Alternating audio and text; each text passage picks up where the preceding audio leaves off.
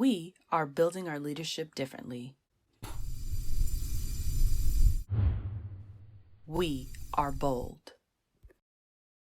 So welcome again. My name is Ashley. I'm Deja Bradley Griffin. Yes, and we are here as representation of BOLD. And I'm sure a lot of you have a few questions of what exactly is BOLD. So here at BOLD, our ultimate goal is to bring souls to Christ by building our leadership differently.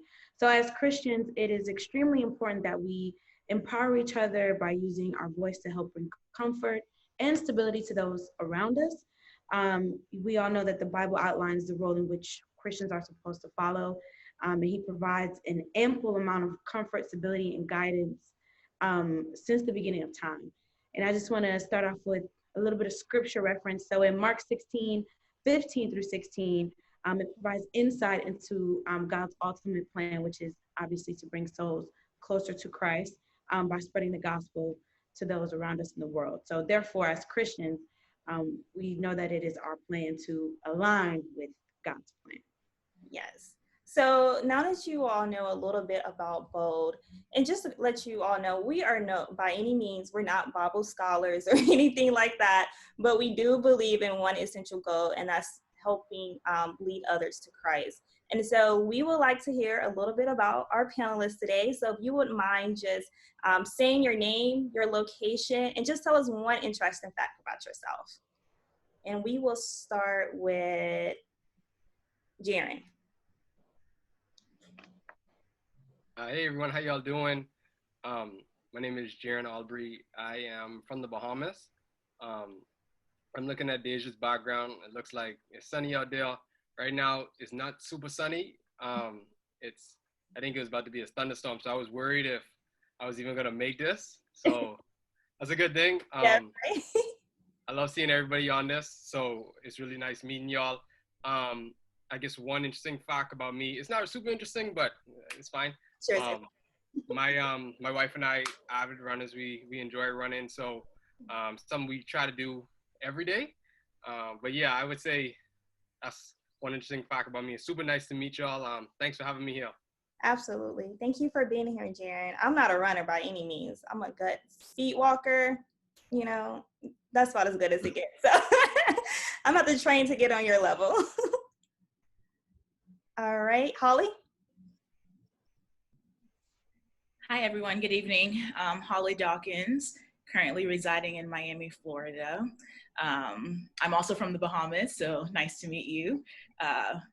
Interesting fact about myself, I don't know, I'm a sweet person. Like, I love cake. That's the way to my heart, so that's it. I love cake too. Thank you, Holly. Thank you, Holly. Nice to have you here with us. Let's see. Stacy? Yes, my name is Stacy Davis. Right now I reside in Greenville, South Carolina. Looks like I'm the elder of the group. So right now I have a son who is a full-time minister in Murfreesboro, Tennessee, and been married for 23 years. Thank you, Stacy. Thank you for joining us. That is definitely marriage goals. Let's see. Andre. What's up, guys? Andre from Atlanta, Georgia, and fun fact about me is like I love tea. I know a lot of people love coffee, but I'm a tea person, so. Nice. You got me beat there because I'm a coffee person. I'd rather have coffee any day. I'll get too hyped if I had that. I'm with you, Andre. High five. Oh, cool. All right, Reggie. Greetings, I am Reggie Osborne. I am currently in transition to be moving to Logan'sville, Georgia. I've resided in Valdosta, Georgia for the last 9 years. So my family and I, we're relocating to Logan'sville where I have a new employment. Interesting fact about me is I have 7 brothers and 7 sisters, and I'm from Detroit, Michigan. Nice. Well, thank you for being here, Reggie. We appreciate your attendance. We are looking forward to all your feedback. And last but not least, Mr. Guerra. You're on mute. Mute. There you go. Here we go.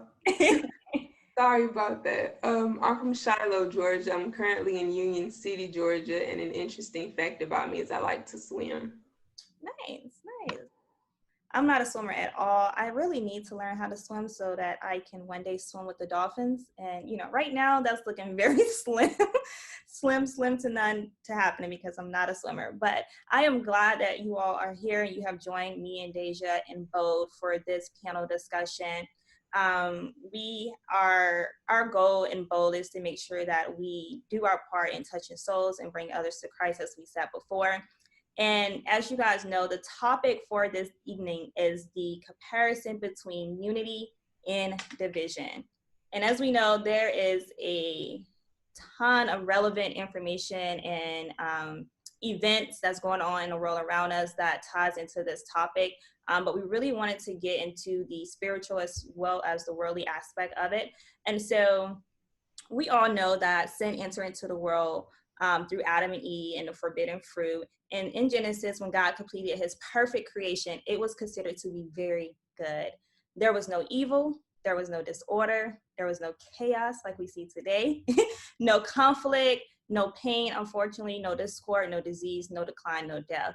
But now we live our lives in a struggle with these things due to sin.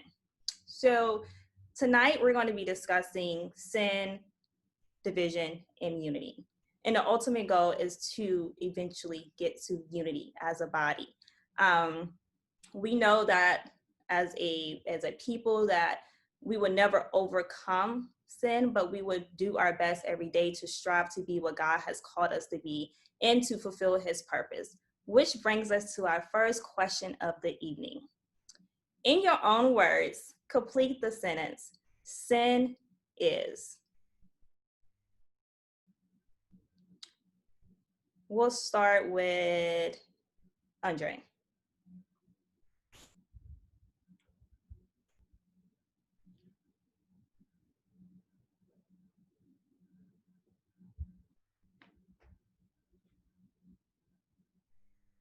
Andre, you're on mute.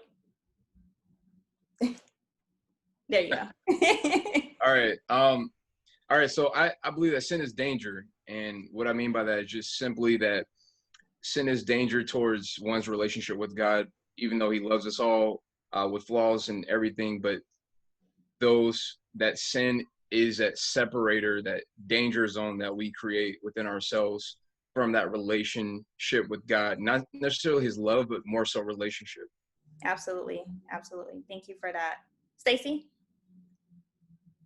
Sin is. Sin is cunning.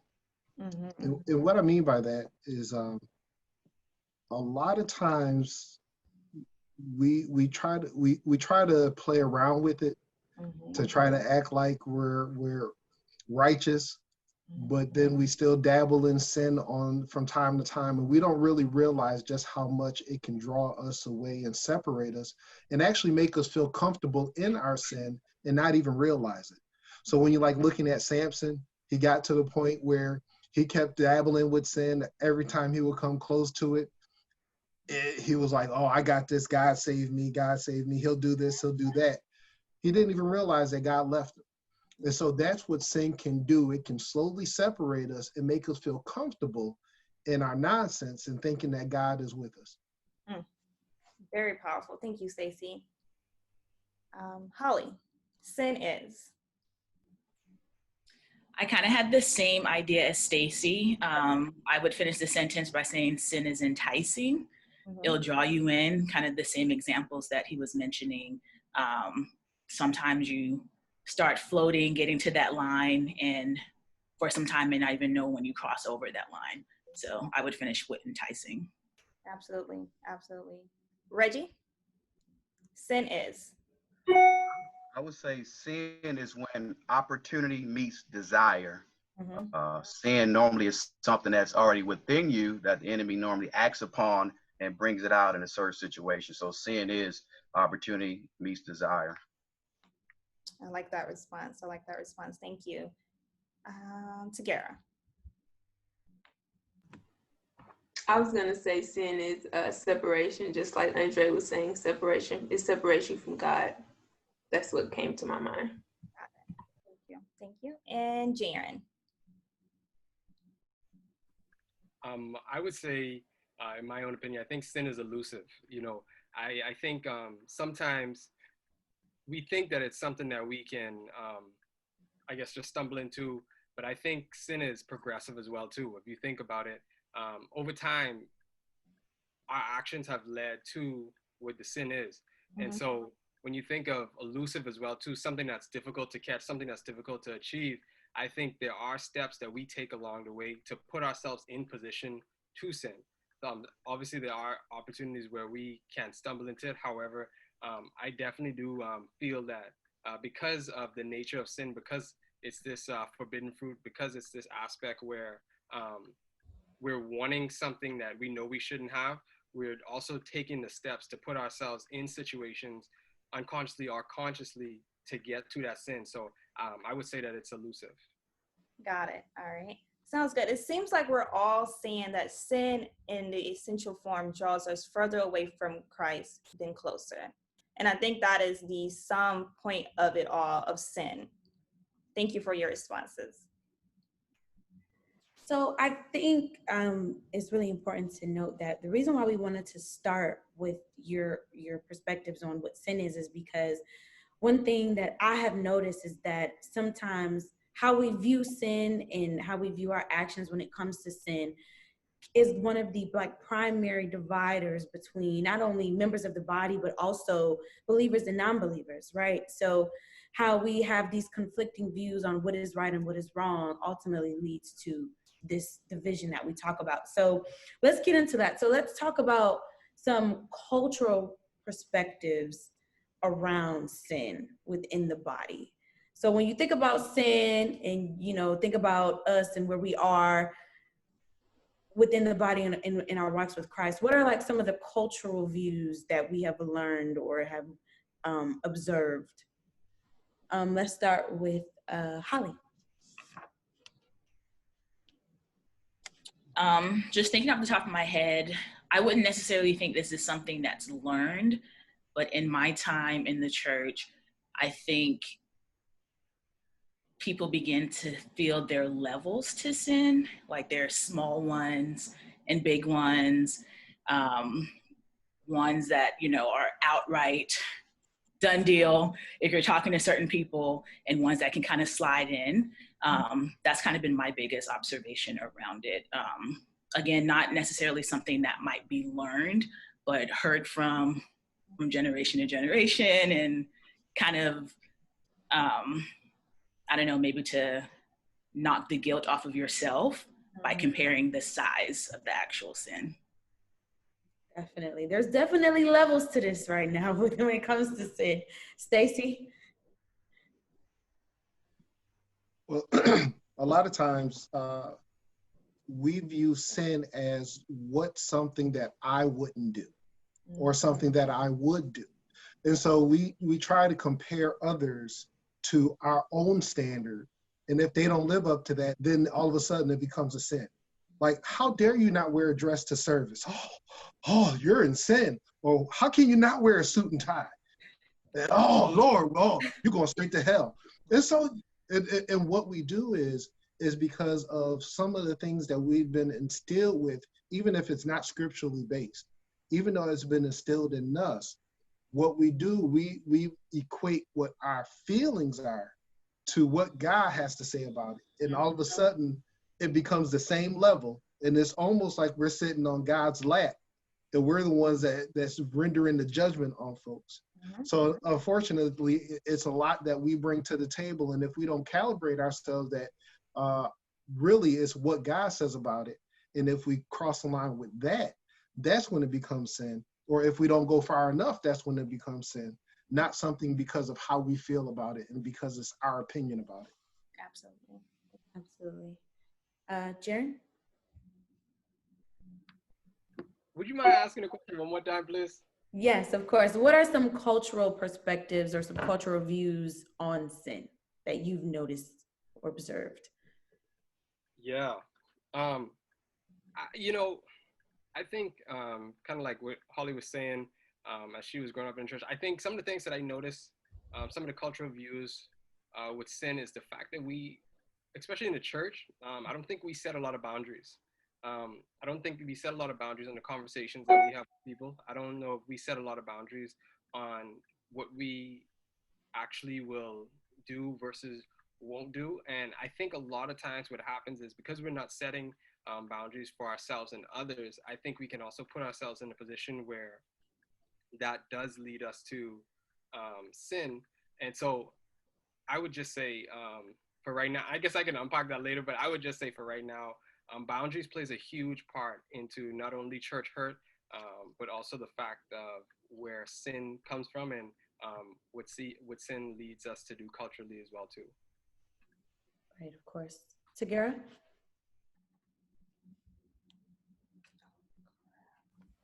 Okay. The first things that came to my mind were really like drinking versus, drinking alcohol, period, versus getting drunk, dancing, and there was something else I thought of. Oh, assembly, like on Bible study, like on Wednesdays, not assembling to Bible study on Wednesdays. Those are a couple of things that came to mind. Okay. Andre? When it comes to like sin and culture, the thing that I really think about is like, I feel like because within every society there is a subculture within each culture, and because of that, there's a tribalism that happens.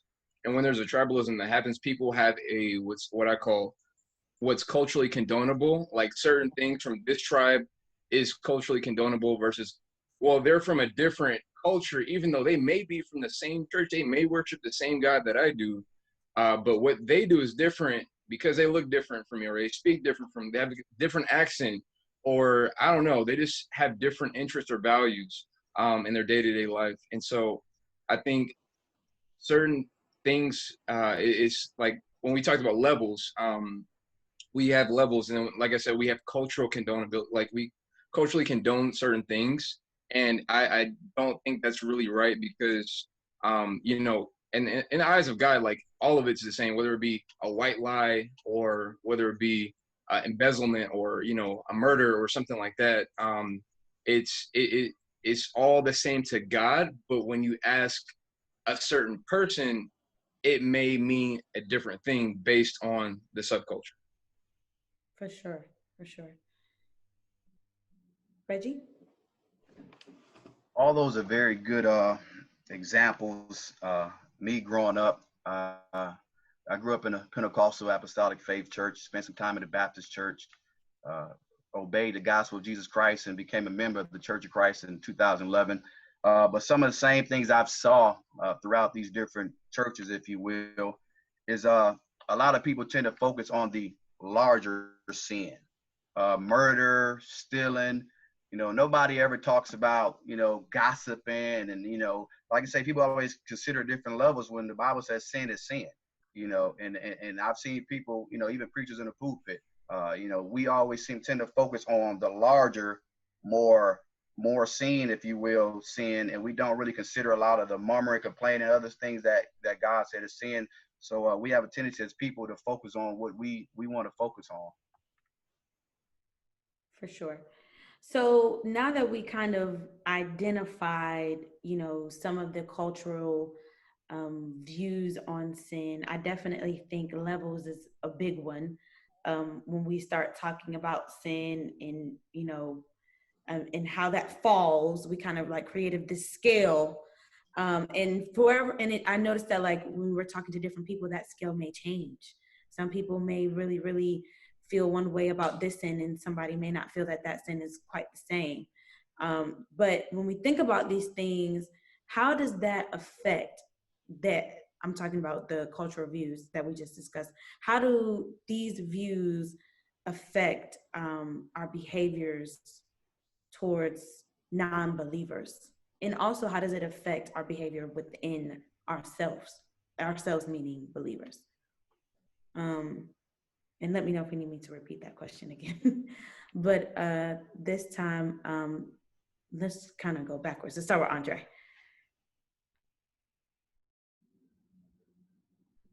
You repeat the question one more time. Yeah, so how do these cultural views that we just discussed affect our behaviors towards non-believers? And if you also want to unpack how it affects our behaviors towards believers as well. Okay.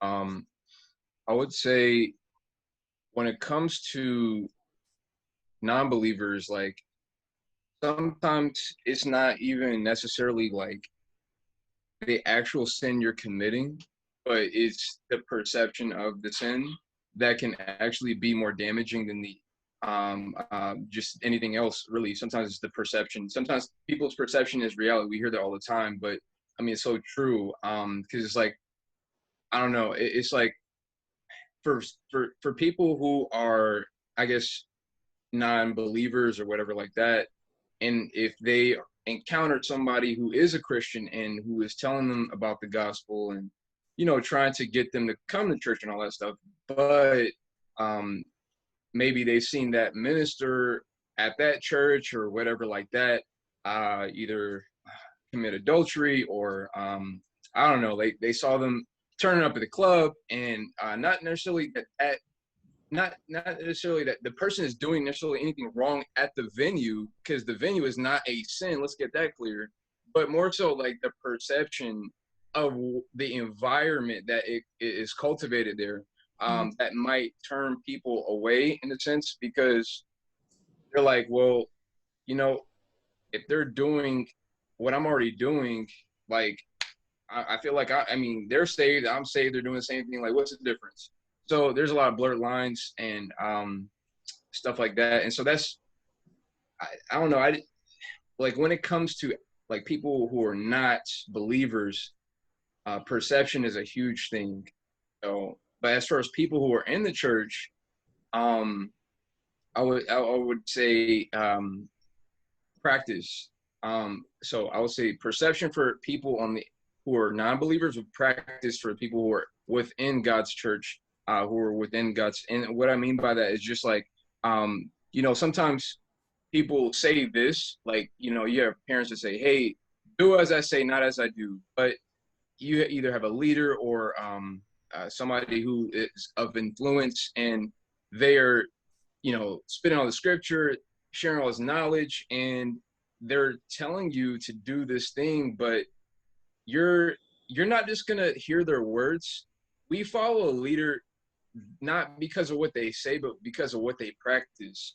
And so that is gonna affect people more so, because like if say for instance somebody is not necessarily, because we're all imperfect, but more so practicing a sin and they're a leader within the church, people are gonna look at what they practice, and that can dictate how people are influenced in the church, because you know, if you know, they say that, you know, the church is the sheep and we're led by the shepherds and the leaders.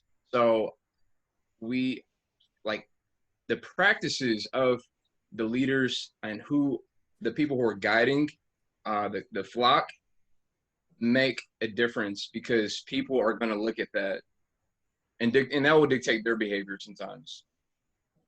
Got it. Thank you for that. Tagara?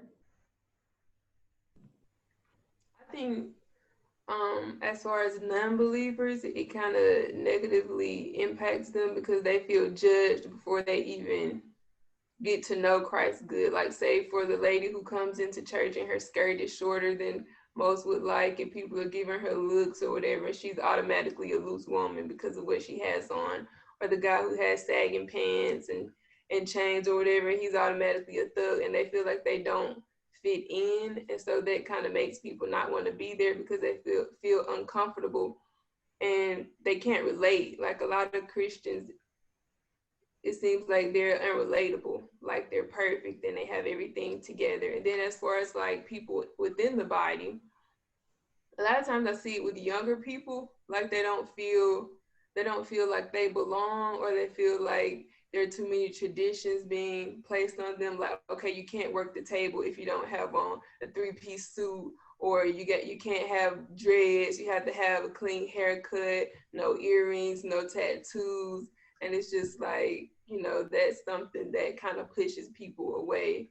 And I think if people are more open about their history, you know, I used to do this, I used to do that, or, you know, just meeting people where they are versus judging them as soon as they walk in the church would, you know, kind of help with that. So that's what comes to mind for me. So I hear a lot of like transparency in there. Definitely plays a part in how we behave, well, how we interact with others when it comes to sin. Reggie?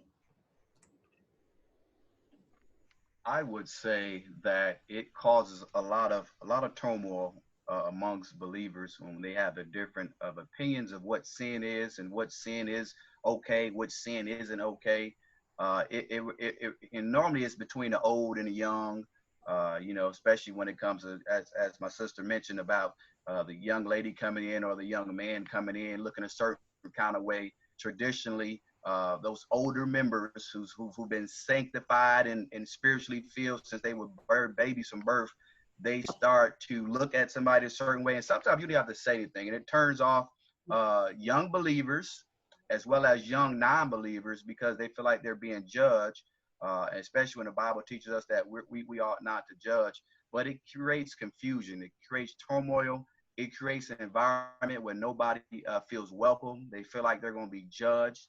Even from a preacher standpoint, you know, I'm a youth minister. I can see members on the face. Oh, he's preaching too long. Does he have to preach that long? Does he have to have 4-point lesson?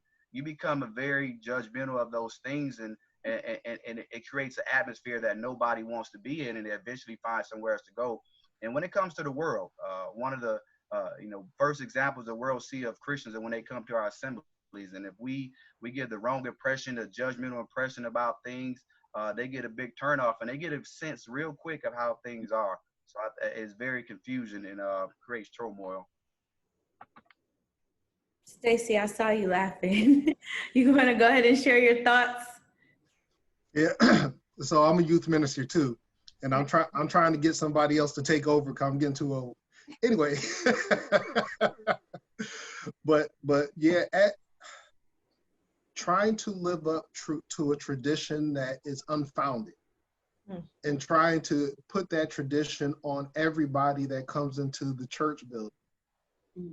It weighs down everybody. Trying to live up to a standard that somehow that's been created by somebody that doesn't have the name Jesus on it. Because the one thing that we have to realize is that love is supposed to be at the heart of everything that we do. Right. Love needs to be seen and experienced by those who come in, because when they come into our assembly, they're looking for something. They're not just showing up just to be shown. They're looking for something. And at the heart of everything that someone's looking for is to be loved. Everybody is looking to be loved. And we have to create that type of environment where love is really at the core of everything that we do, not judgment. Because I can tell you what I was doing. I had a persona that I would show on a Sunday, but boy, don't look for me on a Saturday. Ooh, Lord, you know, man, what? but someone as far as my age being that honest with someone who's younger to let them know I've been there. I understand. And I can tell you some of the downfalls you're going to face if you're going to continue down that road. But I'm going to be here when you come a crying, because crying is going to happen once you get to the end. You're going to realize that, okay, I've gone too far. I've done this. I've done that. But hopefully we've instilled enough love and enough word of God to bring you back. But the thing is, we still have to be willing to not have that, oh, I told you so type look and like, oh, you better. We have to still have love at it all, because if you look at it, how many times do we mess up and we expect God to just take us back? And the more we have that type of love and compassion with those who are coming into the church as well as those who are in the church, we need that love, because the time that folks need love is when they're the most unlovable. The time that folks need care is the one that they can't even take care of themselves. That's when we need it the most, and that seems to be, unfortunately, when we provide it the least. We expect people to fall out of heaven directly into the church. That's not the case. Absolutely. In order for change to happen, it has to be the word of God instilled in folks and exhibited by those who are already in the church. That's a great response. Yeah, thank you, Stacy. Jared? Y'all saying some good stuff, man. There's some real good stuff.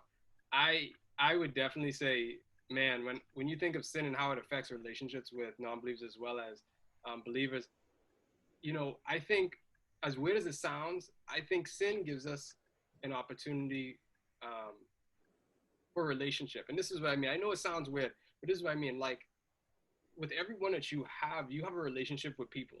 And especially when there's your friends, they don't even have to be believers for you to be friends with them. You've established those relationships because you have commonalities with those individuals. And I think when we see people, and this is the distinction that I see, when we see people who are our friends, particularly caught up in sin, we know we're not perfect, but caught up in sin, that gives us an opportunity because of the relationship that we have with those individuals to say something.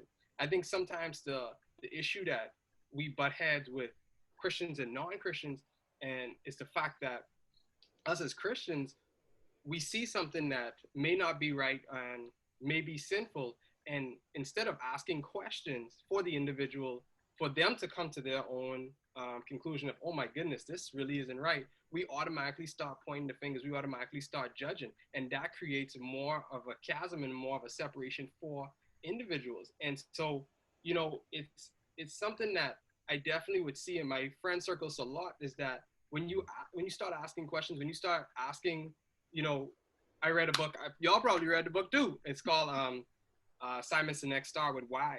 When you starting with why, when you start seeing why it is that somebody's doing what it is that they're doing, instead of just saying, how could they do this? How, this is not of God, this is not what they should be doing.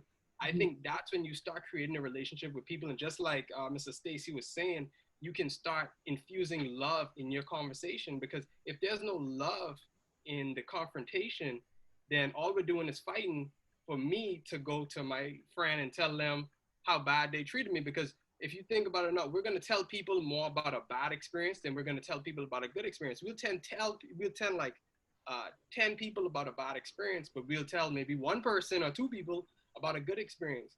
And so when we think of sin from that non-believer standpoint, that's what I see. And I think having that relationship with someone definitely is something that we need to make sure as believers, that it's not inclusive of that, but as believers that we do need to make sure that if we have that relationship with someone, be courageous. Don't be afraid. Check that person, because that's actually your friend.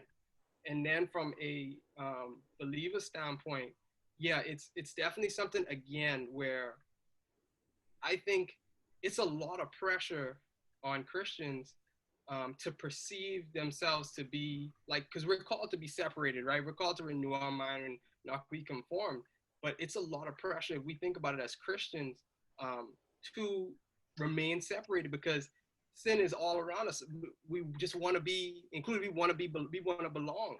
And so that's where things like this and being in groups like Bold gives us the refuel and gives us the opportunity to continue to grow, because we need to be able to have that strength. We need to be able to be accountable to one another, and we need to be able to actually look within ourselves, so that when we start getting checked within our groups, we can actually know how we are able to present ourselves to people who may not be to Christ, so that they can come to Christ. And so, again, going to what Mr. Stacy said, so that we can infuse that love and show that love of Christ and create a relationship so that that individual can come. So that was a mouthful, but that was y'all's fault. So that's my fault. Holly?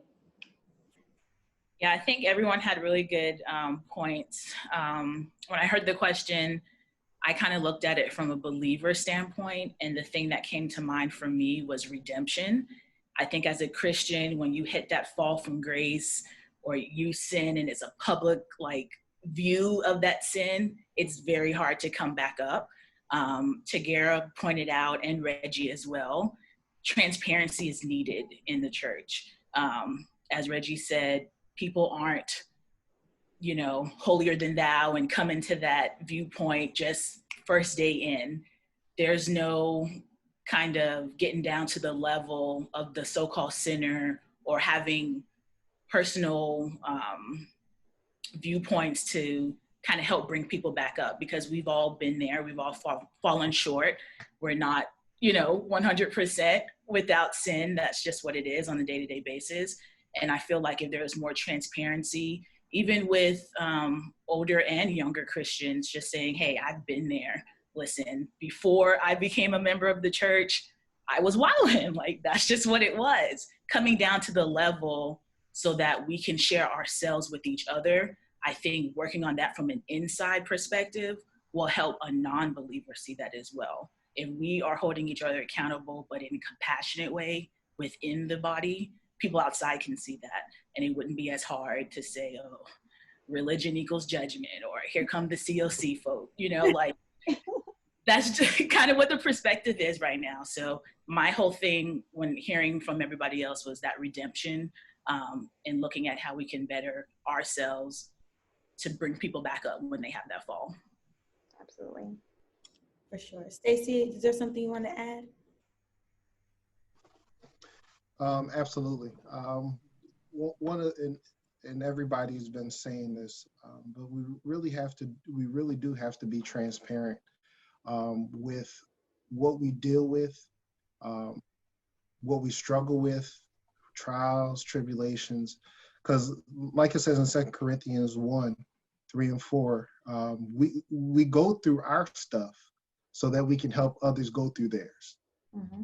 And so we have to realize just how the Lord has equipped us while we've gone through our struggles, while we've gone through our things, and how we can help others when they go through it. And in order for us to know that they're going through it, there has to be a relationship there, and there has to be a connection there, so that a sharing has to occur, so that we can know that somebody's going through something, so that we can be there.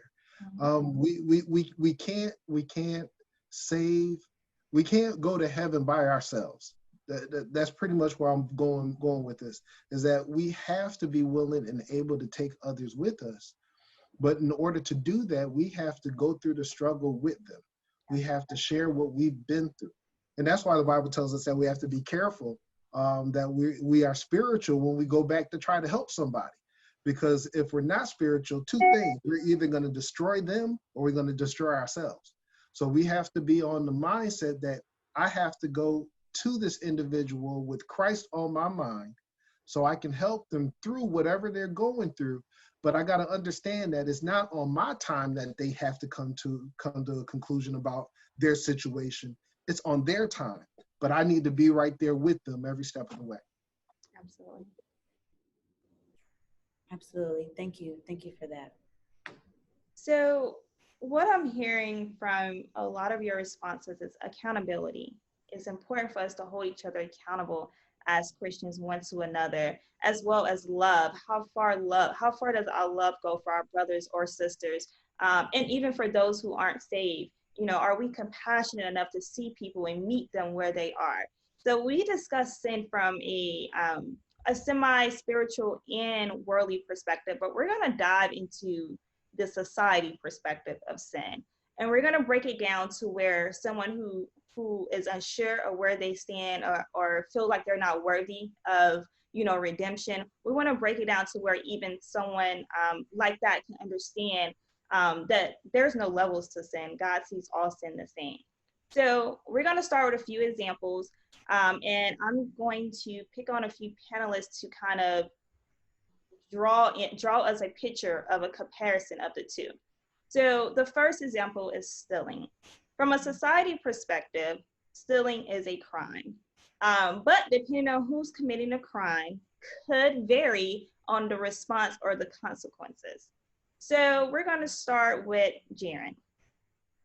So Jaren, when a man steals, is there a difference from a society perspective on how that is viewed, a man versus woman?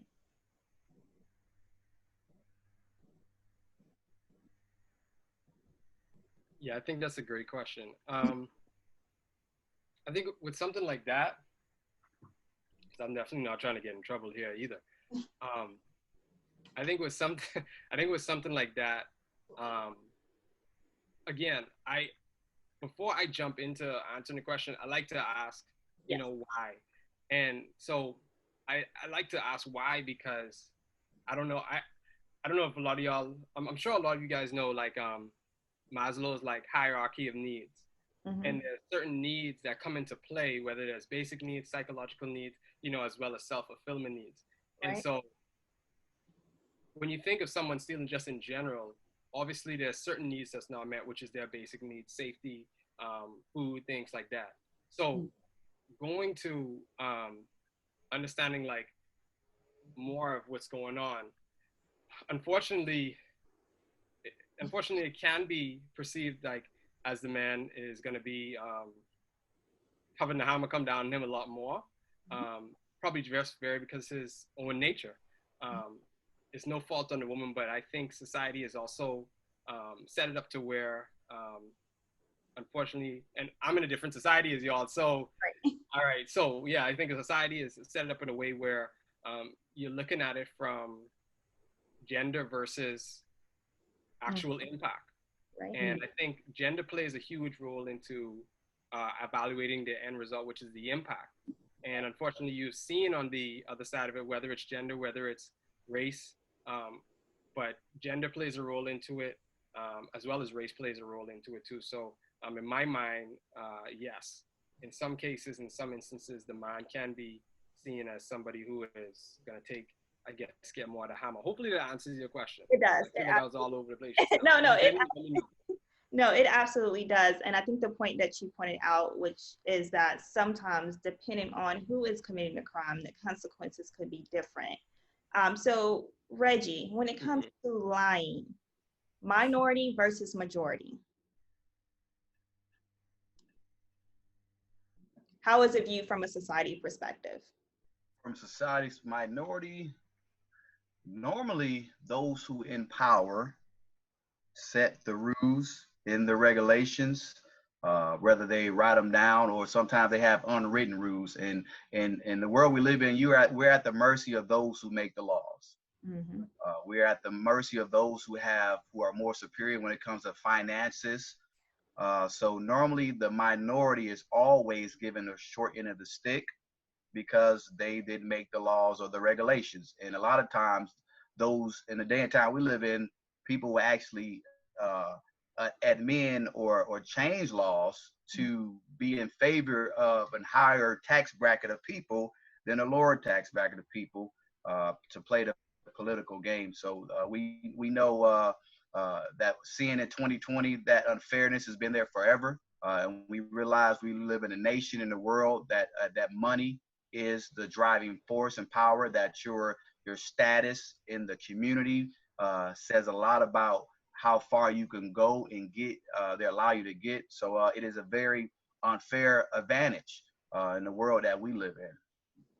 And I think something important that you said, Reggie, is unfair and how we view in society what is fair and what is not fair versus how God views sin in general.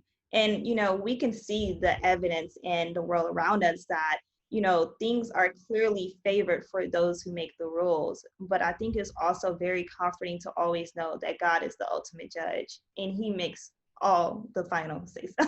He has all the final say so when it comes to things. So thank you very much for your input. Let's see, Tagara, how about adultery? Men versus women. How does society view it?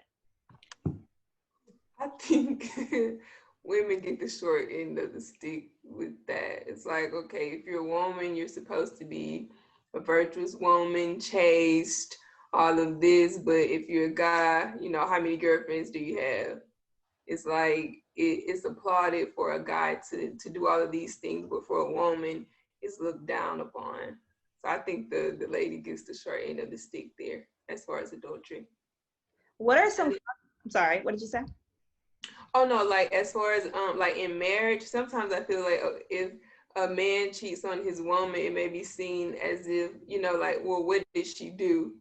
Was she not fulfilling her marital duties? What happened there? And then if a woman cheats on her husband. Sometimes they'll say, you know, did he do something? But sometimes it's like, oh, she, you know, sneaky, or she's, you know. So I'm just that's what came to my mind. But generally speaking, I think that the woman gets the short end of the stick there. And what were you gonna say? I'm sorry. I was just going to follow up and ask you, what are some consequences that women may face that men may not face, or men may face that women may not face from a society perspective when it comes to adultery? Consequences. I think that, like, again, like from a marital standpoint, the first thing that comes to my mind is if a woman cheats on her husband and he leaves, usually she's stuck with the kids if they have kids. So now all of that responsibility falls on her. And in your typical traditional gender roles, the woman may stay at home or make less than the man. And so now he's gone with the money, and now you have, you know, less finances, and you also have increased responsibilities.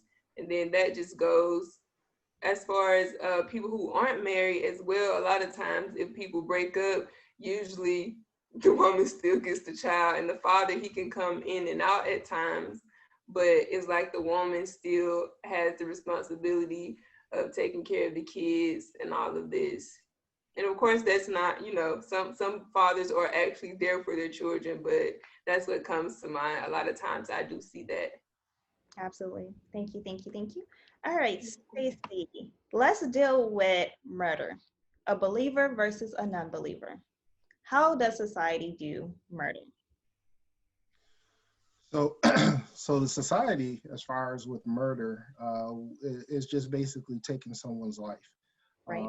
And really, it all depends on who is committing the murder. Will depend on what's going to happen. If it's something that, even if it's considered self-defense on the part of someone who's a minority, there's a more likelihood that they'll spend a lot more time in jail and be convicted of something more than someone who is a non-minority. So that's, unfortunately, that's the world that we're living in. So when it comes down to murder, that's basically a life being taken. But when you're looking on the believer side, looking at what the scriptures say, it comes down to just being angry with someone. So the Bible, what the Bible does, it goes all the way back to before you even get to the point of killing somebody, what was at the heart of the matter. And that's what Jesus wants us to actually address, is us taking care of our anger issues and our differences between our brothers and sisters in Christ, and being able to handle it civilly and with the spirit of Christ and the spirit of love. That can negate even getting to the point of murder. So if you look at Matthew chapter 7, that's where it really starts at. It says, it doesn't, Jesus didn't even address murder. He addressed the heart of it, which was anger and hatred for your brother. I like that response, anger, talking about what is the root of the issue before we even get to murder. And I think that's very important, because I know as a minority, you know, we see so many things happening around us that is unjustly, you know, just unjust in general. And it's easy to harbor those feelings of anger and disappointment over and over and over again. And, you know, God says that a man judges another man by his spirit. And I think for us, it's really important that we embody the spirit of Christ as much as possible throughout our daily walk, to prevent us from getting to the point of something so severe as murder. Thank you, Stacey, for your input. Holly, we're going to deal with pride, cultural pride versus pride in general.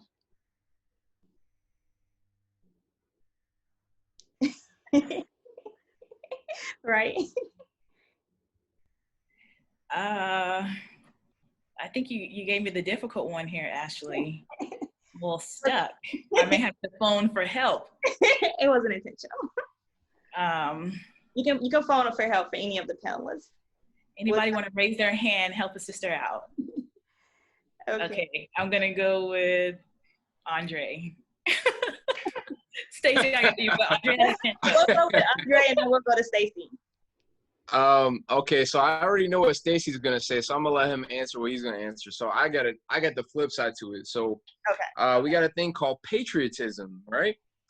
We wave our little American flags around, and some Americans are so so into patriotism that they forget about individual in the importance of individual human lives in cases that happen, and patriotism just wipes away the importance of a human life, and that is something that is a cultural problem because sometimes you hear the phrase all lives matter versus when a black life is taken away, and it's a way to negate. That's part of patriotism, and I say that because like you have people that they say, oh well, Cap is kneeling because he's disrespecting the flag. They're trying to make it about, well, he's disrespecting us as a country, and they're trying to make it about patriotism. What has nothing to do with that.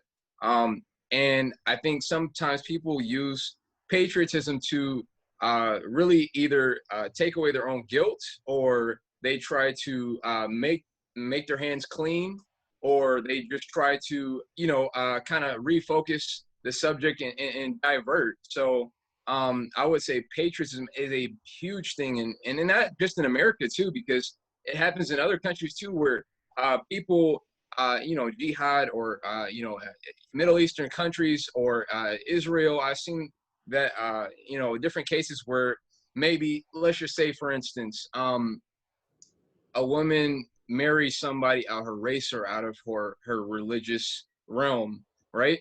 And the Middle East, a lot of times, majority is, that's is of Islamic faith, and because of that, I've heard news stories where women would do that, or either maybe they got raped, but even though it wasn't their fault, they were the ones that were killed because of what I guess there was so much love for the law and so much love for the country, in the sense that this one individual makes us look bad as a country, or makes us look bad as a family, as a culture, as a community. So we have to take care of this one individual, and we don't want to have justice. So that's where the extremity of cultural pride can go to, in a sense.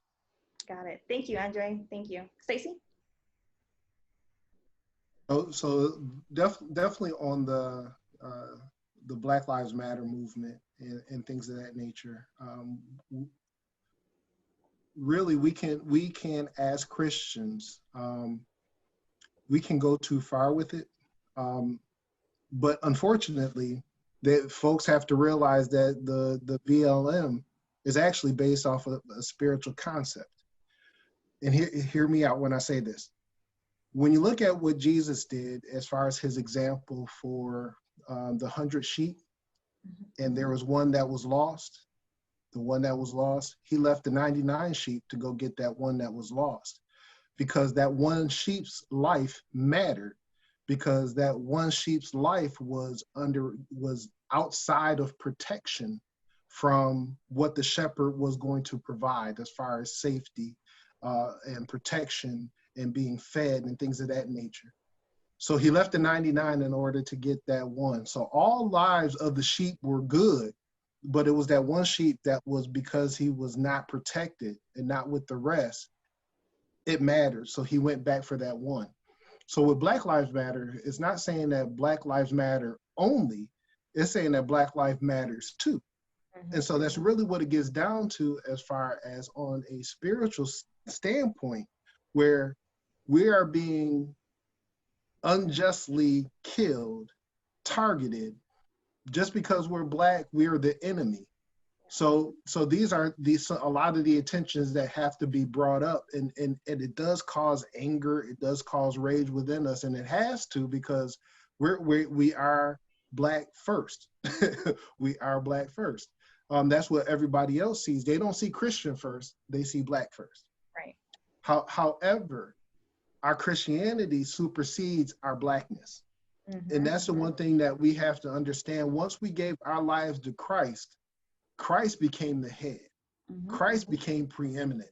It is Christ. It's us being Christians first, no matter what everybody else sees, but we are Christians first.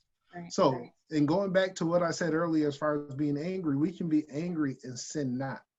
So we can be part of the protest. We can be part of the rage and actually making sure that our voices are heard. But we have to still realize that it's Christ who we represent first, not blackness, Christ first. Right. But we can't get away from our blackness, and we shouldn't get away, and we shouldn't have to apologize for being black. That's how God made us. He made us wonderfully, and we need to represent ourselves as such. Absolutely. Absolutely. Thank you for your input, Stacey. I totally agree. Reggie, were you raising your hand to say something? Yes, I wanted to say when it comes to pride, it's a difference between having pride or taking pride and being full of pride. I think you got to make that distinction with those prepositional phrases in there. You know, it's okay to have pride. It's okay to take pride. You know, when I was younger playing sports, I took pride in the sports. I competed at a level because I took pride in winning, pride in playing, pride in proving myself. But I never was full of pride, meaning I was arrogant, meaning I felt like I was better than other people, meaning that I felt that I was unstoppable or indefensible, or felt like that it was always and that's what people were full of pride of. It's always about them. It's always about me, about what I can do or what I achieve, what I can buy. It's not about the whole. And that's one thing that God did not like. James even talked about in James 4, how God resists the pride. He gives grace to the humble.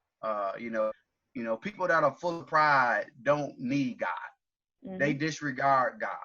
We know the story about the man, who had built such a wealth that he had, he kept building more barns to contain all his wealth. He was full of pride. And then when it was time for him to give some away to those who were less fortunate, he couldn't comprehend that.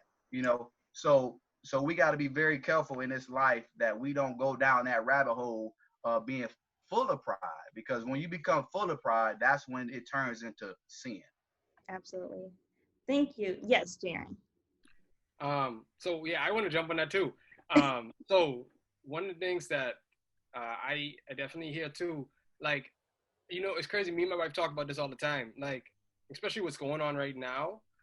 And in regard to pride, particularly, when you think of pride, I think we should also associate that to a worldview as well too, because that's somebody's worldview. That's what somebody views to be important at the time, and what comprises of them. And I think a lot of the things that we're seeing right now, especially with Black Lives Matter, especially with the protests that's going on, because when I was in school in Michigan, I mean, it ain't like this just started. It's been going on. And so you still have those issues. And what I noticed is when you start checking people, when you start talking to people about actually some of the things that they're saying, some of the posts that they're posting, some of the memes that they're sharing, you start seeing a worldview that's starting to form that is that individual. And when you start combating that, which again, just like Andre said, when you start combating that and you start seeing in a way, wow, this is actually, when I combat this, I'm actually combating who they are. I'm combating their worldview. And when you're combating someone's worldview, the first thing that they're going to do is that, like, they might say, well, this is me personally. Well, this is what I stand for. This is what it means. And so I think pride also ties so closely with somebody's worldview that you see that a lot as well too. Absolutely. Thank you, Jaren. Thank you, Jaren. Holly, I just want to ask, did you want to add something to that? Very good, brothers. Thank you so much. That's awesome. That's why we're all here, to lend it when needed. Thank you all for your responses. And the whole idea was to look at sin from a worldly perspective, and how we like to put levels to our everyday, how society likes to put levels on everyday things that are considered to be sin, and how we will view someone who is a believer committing murder. We may have more compassion for them than someone who is a non-believer. And the idea is that our compassion should be the same for everyone across the border. And sometimes we forget that, depending on who we're talking to and who we're dealing with, or who's committing the sin. And as Stacey and Reggie and I believe Tagara said, love takes us a long way. And if we get to the root of love, it'll allow us to be able to see people and meet them where they are. So thank you all for your responses. We're going to move into defining sin. Yes. So now that we have kind of talked about how believers view sin, we talked about the levels of sin, transparency when it comes to sin. Now let's try to tie it all back in, and let's talk about how does God define sin in your own words. If you want to share any personal experiences as well, feel free to do that. So I'm going to start with Tigera. That's a difficult question. Like the first thing that comes to my mind is just anything that's separating you, like sin separating you from God. And then the scripture that comes to mind is something along the lines of, for him who knows to do good but does it not, it's a sin. So basically anything that you're doing that's wrong, in addition to whatever commandments there are, being deceitful, pretty much anything that's just not right, not good, is a sin, is how I would. But yeah, it's a hard question. That's a hard question. I understand completely. Understand. Andre. Yeah. When I think about like how God sees that, like I that's a difficult one. I agree with Tigera, because like God has such a grand view about what sin is compared to my little finite perspective. But really, I mean, just at its essence, it's just missing the mark, because like at the end of the day, like Jesus was the best earthly example of what it means to make the mark. He was the mark. But it doesn't matter how many times we try, we're never gonna. We can come like so close, but we're not gonna make that. And I think sometimes we try so hard to the point where sometimes we have this thing called legalism, where we're all about the laws. We're like, the Pharisees and Sadducees, where sometimes we can be so holy that we can miss the mark in that way as well. Like, we're trying to make the mark, so we have good intentions in that way, but then sometimes we can miss it in another way by like being too holy that we cannot show love. Like Stacy was saying, we cannot we cannot really express the greatest commandment that God has wanted us to express to our fellow brothers and sisters, and to him as well. So so at the end of the day, it's just really missing the mark. So, and we're all always going to miss the mark at the end of the day. Right, for sure. Reggie, do you want to comment on that? Yes, sin has a lot of different, I wouldn't say meanings, but we have several examples throughout the New Testament. Paul was a very prolific writer when it comes to sin, especially when different letters to different churches. A lot of sins, there are a lot of sins that are spelled out in black and white. And there are some, such as my sister Howard mentioned about the verse that says, and that was the first thing that popped in my mind, he that knoweth to do good and doeth not, to him it is sin. One thing about sin, it is missing a mark. It is displeasing in the eyes of God. It's not living up to God's standard. And that's what we got to realize. Sin is not necessarily not doing what I want you to do, or what I see is wrong, or what I see is right. Sin is what displeases God. At the end of the day, we got to ask ourselves, is what I'm doing, is it pleasing God or displeasing God? Not is it pleasing the preacher? Is it pleasing sister so-and-so that sit on the front row? How does God view me? When God looks at me, does he look at me as a sinner? Does he look at me as somebody living righteous? So God defines a sin. And one thing about it, as a child of God, you have the Holy Spirit. The Holy Spirit will keep you abreast on what sin is. And Holy Spirit will guide you away from sin and help you to recognize it as well. So, Reggie, I wanted to ask you a follow-up question. I know that you said that, the Bible doesn't spell out every sin, but we do know in Paul's letters in Corinthians that he is explicit about things that are immoral. What do you tell non-believers about that, what people would consider a gray area of sins that's not actually spelled out in the Bible or specifically stated? How would you explain that to a non-believer, that what they are doing is still considered a sin? I would kind of keep it plain, and my mama would say this: that if you got to ask if it's wrong, 9 times out of 10 it's wrong. Right. We're cunning with people. You know, the devil is cunning. You know, and we know the truth sometimes, but we want to hear what other people say so that we can feel good. And sometimes we go talk to the people that don't know as much scripture as we want to know, so we can kind of get there. So to that person, you know, do you want to know the truth?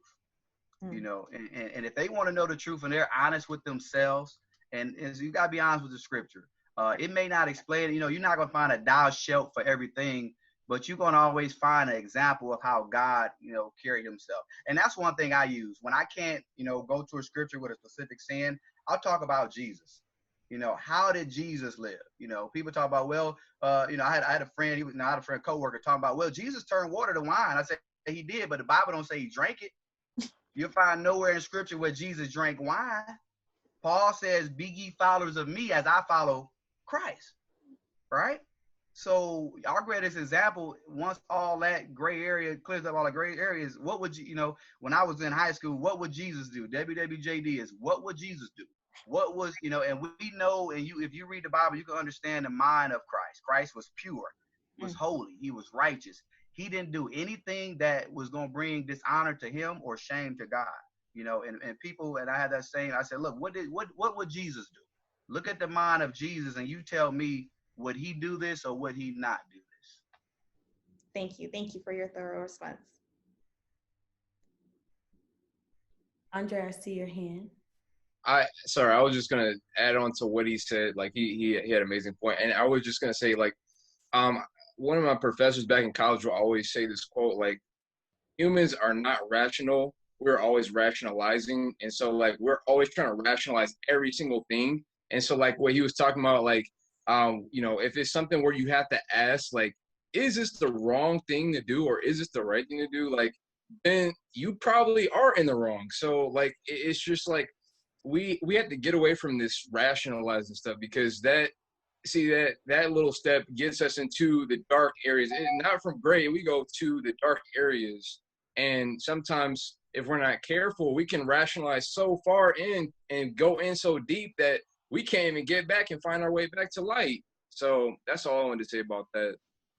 Andre, you are stepping on my toes, my friend. I am the master of rationalizing everything, every decision.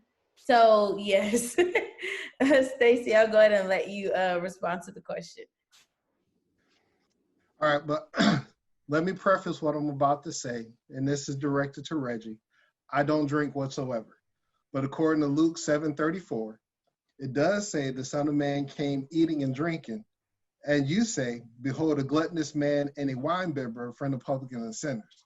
So it does have an indication that he did. However, I don't drink because you don't want to see me when I'm drunk. You don't want to see that. No. I'll just put my story out there. I was at a cookout for me as a going away celebration. And there was a gentleman on the grill who soaked his hamburgers in wine. He knew I didn't drink, and he was like, Stacey, it'll bring another taste to it. You're going to love it. I was like, all right. So after having one hamburger, I had a hangover. I was in a room with the room spinning, had to turn off the lights and the whole 9 yards. That's after it was cooked. So that just lets you know where my tolerance level is. I have no tolerance level. So none whatsoever. So as far as the definition of sin, there is a sin of omission, there's a sin of commission, and then there's a sin of disposition. So with the omission is that you're leaving out what God said that you need to do. And when it's commission, you just completely violated what God said, okay, I'm not going to do it, but you did it anyway. But then there's an attitude that we have to have when we're doing what we're doing. Because if you look, a lot of the things that the Bible tells us when it tells us to give, you need to be a cheerful giver. That's like, so yeah, you might give the money in order to be regulatory saying, I did it, check. But if you got a stink attitude while giving it, the Lord said, keep it. I'm going to get it from you anyway, but keep it. So it's all about not only just making sure that we check the boxes, but what's our attitude? What's behind why we do what we do? And like I was mentioning before, if love is not at the heart of what we do, why are you doing it? Why are you doing it? So we have to be mindful. And I like what was said when Reggie said, if you got to ask the question, if it's a sin or not, you already know. You already know. And I actually use that in my new convert class all the time. I'm like, do you really need for me to answer that question? You already know. So we are equipped with the Holy Spirit that's going to keep jabbing at your conscience when you start going too far.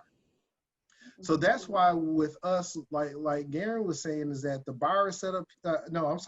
Andre was saying that the bar is up here and we may get right here. That's why it's important for us to realize who are in the body, we need a savior. We need the blood of Christ to fill in the gaps, because we're going to mess up on a regular, even when we're trying not to. Right. So that's why we need a savior that can help save us. That's why the blood of Christ is so important. So none of us, as my preacher would say, the best of us can't talk about the worst of us, because there's a little bad in all of us. So we all need the savior to save us. It's not because of how good I am. The only reason why we do good is because I am saved. I'm not saved because I'm good. Absolutely. Thank you for that.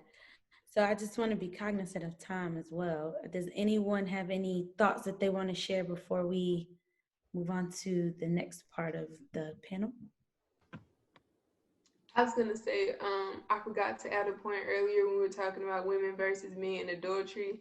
The consequence on the guys, because I was more so geared towards the women's side. One of the consequences that I was thinking about for the guy is if in a situation where a guy and a lady are married and they have traditional gender roles where he makes the money and then he leaves or she leaves and she has the kids, a lot of times the consequence for him is that he's not able to see them as much as he would like, because a lot of times people just assume that all of this maternal love is there and that the woman would just automatically be the best fit for the kid, and they kind of dismiss the fact that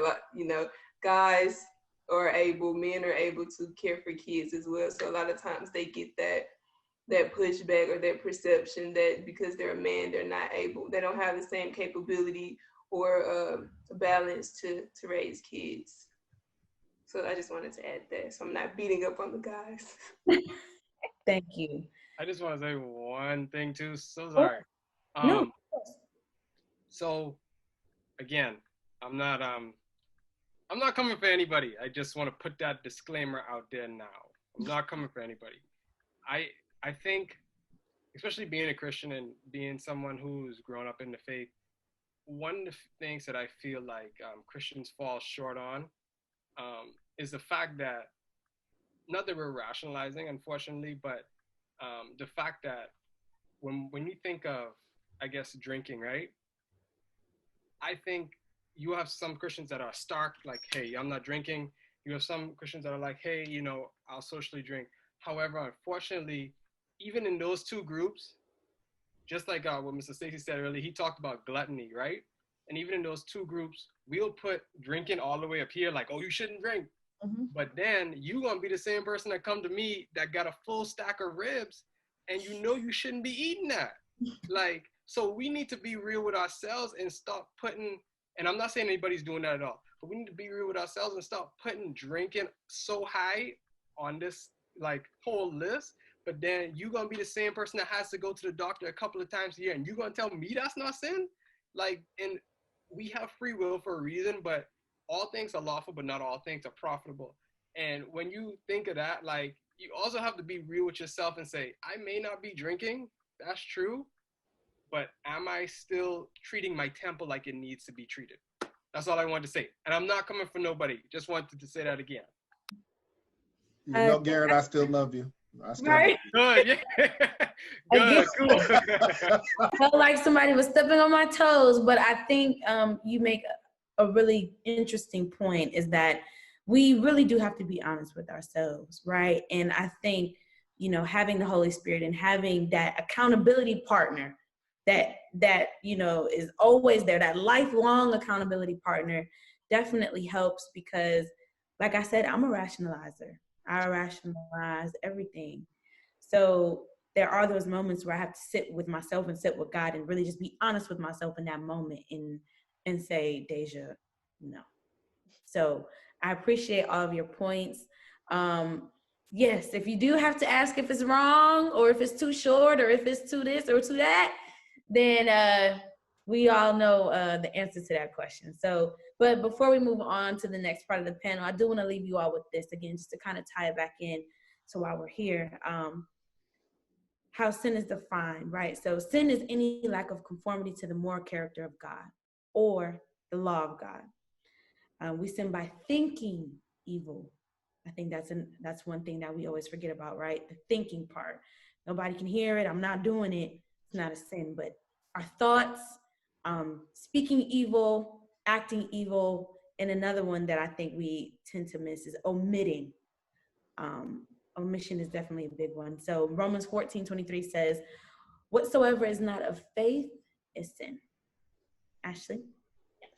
So thank you all for contributing your perspectives on defining sin. I think it lays a foundation for what we're going to talk about next. Sin has been the root of division within the body and division in the world. And so when we think about defining division is the action of separating something into parts or the process of being separated.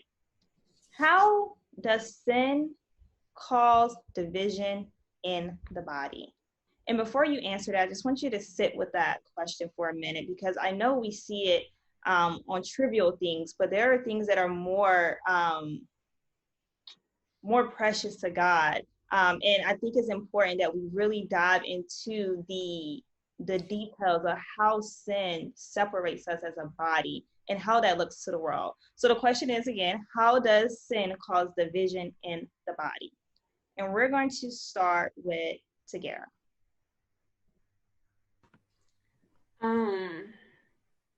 I think in the body, sin separates Christians from one another, because instead of going to your brother like you're supposed to do, I know in Bible study we were in Corinthians and we're talking about, the going to the law and to the judge versus just coming to one another and settling things like that. A lot of times people don't go to their brothers and their sisters about something. They just let it sit, or they don't say anything. Well, he's not going to say anything, so I'm not going to say anything. And then pride comes into play and you're just letting it sit.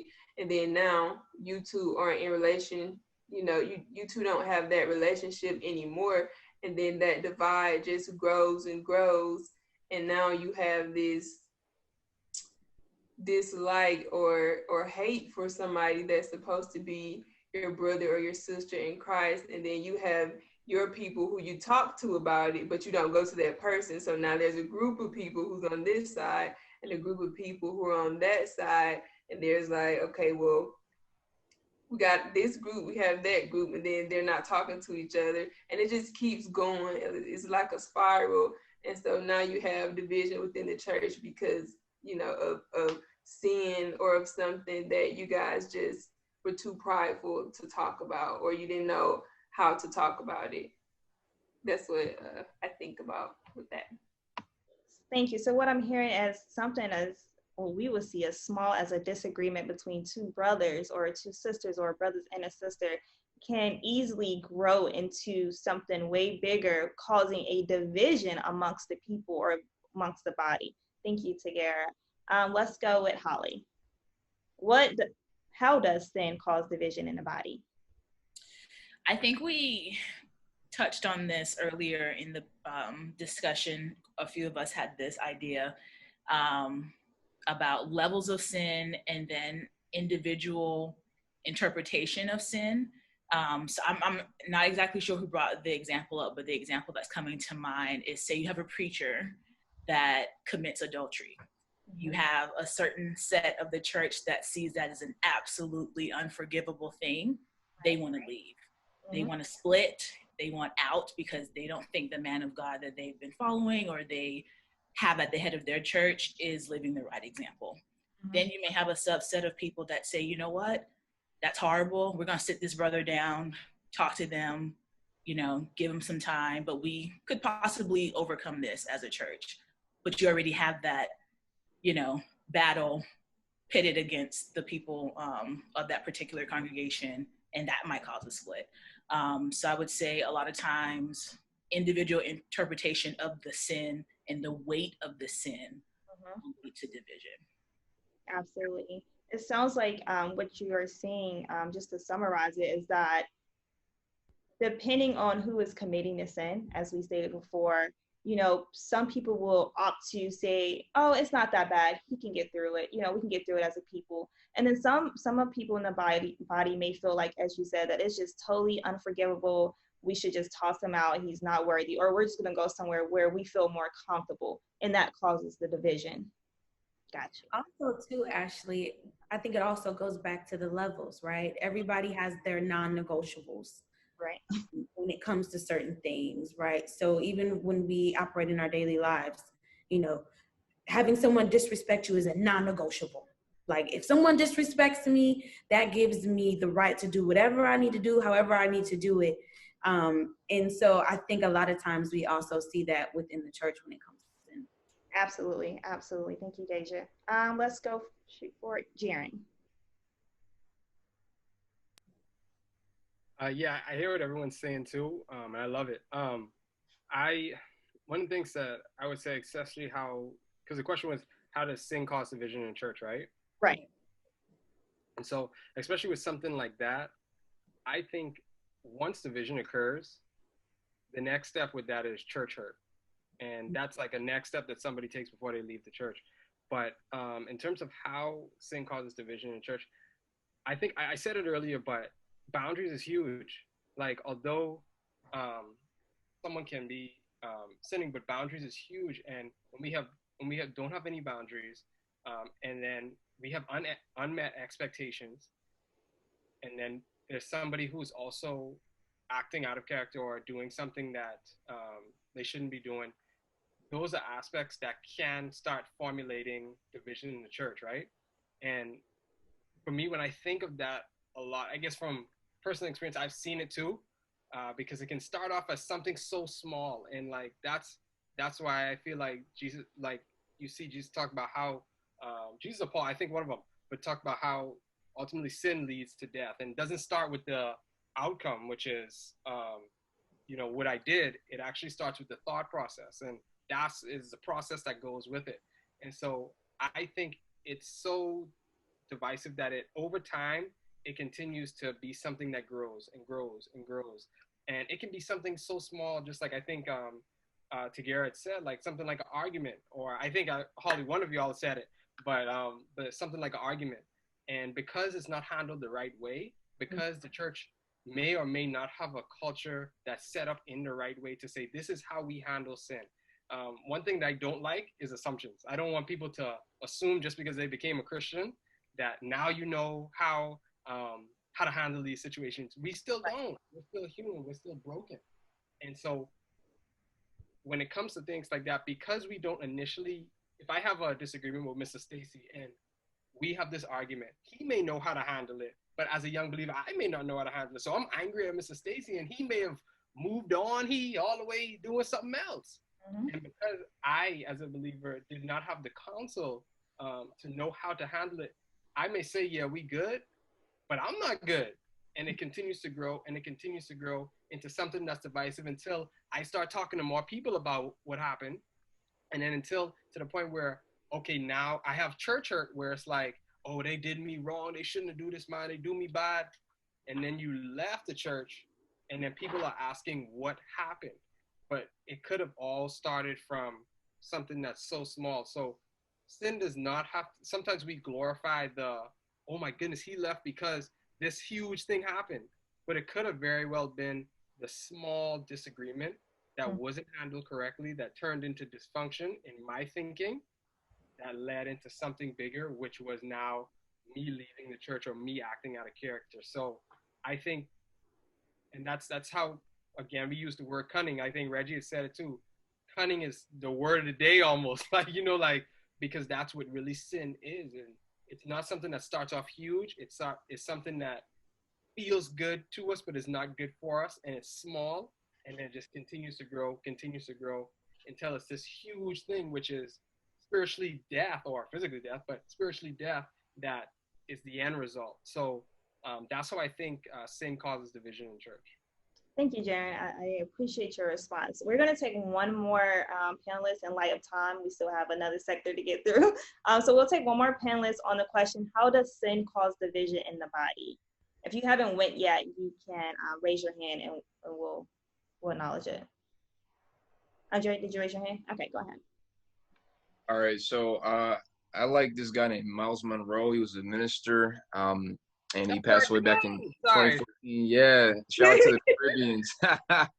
Man, he has some good anecdotes, and he talked about marriage one time. He was talking about, like, whenever you have a man and a woman and they have two different visions, D means two, and you have visions, they're going to be divided. And since we are the church, we are the bride, and Christ has his vision, and we sometimes have our own vision, we're going to have two different visions. So that's division in the general basic sense. And like when that happens, like that happens from like a macro scale, from like Christ and the church, that happens within different, countries, that happens within it's smaller groups, communities, and then it goes down to that individual congregation, or even small families within that congregation. So there's always like a sense of like wanting, it's like when we were talking about pride earlier, sometimes pride allows us to feel like, well, my vision is better than this vision, so we're not going to have, instead of having one vision for the church or for the God's people, I'm going to have my own vision, and you're going to have your own vision. So we have two different places that we're going now, instead of one place, and that should be the road that's leading to heaven. Now we're going in all places. We don't know where we're going. We're just lost. And a lot of people are in darkness. A lot of people, like Jaron was saying, are experiencing the church hurt because they are experiencing that, those two visions, or they're just like, I don't know what to do. Or like, now this one small thing may have led to, now we're taking two different paths, and it's an us versus them mentality. And that's what we have, in the church. That's what we have in society. That's what we have everywhere. And then, all, goes back to the Garden of Eden. And that's where it all started. And even before that, Satan, had his own vision, and he ended up falling as an angel. So anyways, just going back to the whole, we are the bride of Christ. Let us have one vision that is part of Christ, because he is the head. Absolutely. Thank you. And so I'm glad we were able to really dive into division and how it affects the body. The Bible presents several in a diverse examples of what division looks like from all angles. Divisiveness within the body causes a domino effect, as many of you said. It's like a lump in the leaven, leaven's the whole leaven. And it either ignites the opportunity for one to grow spiritually or digress. And our goal is to help people grow spiritually. And that should be the ultimate goal at the end of the day. So, Andre, I think you brought up a really good point about how, there's division on larger levels, and then it, they're like subcategorized as we start getting down to us and how it affects us on a daily basis. So I think too, Christians are in this constant internal battle where they're internalizing their own perception of what sin is. Then you have the society view, and then you have what God says. So I feel like we're always being pulled in these different directions. Like, okay, this is what I think, but God says this, and the society says this is not as bad. So as Christians, sometimes we are always internalizing these things, and it affects how we act on an everyday basis. So I think it's a good segue that we kind of look at divisiveness on a personal level. Mm-hmm. So what are some everyday examples? So this is where transparency comes in the key. So, looking for those personal experiences. I can even go first. But what are like some everyday examples that show up for you all? Let's just say, for example, let's think about men and women, or I know some of you all are married, when it comes to like parenting or finances, like any of those areas that, where you can see that there may not necessarily be, any strife, but there is some different views on these things. Holly?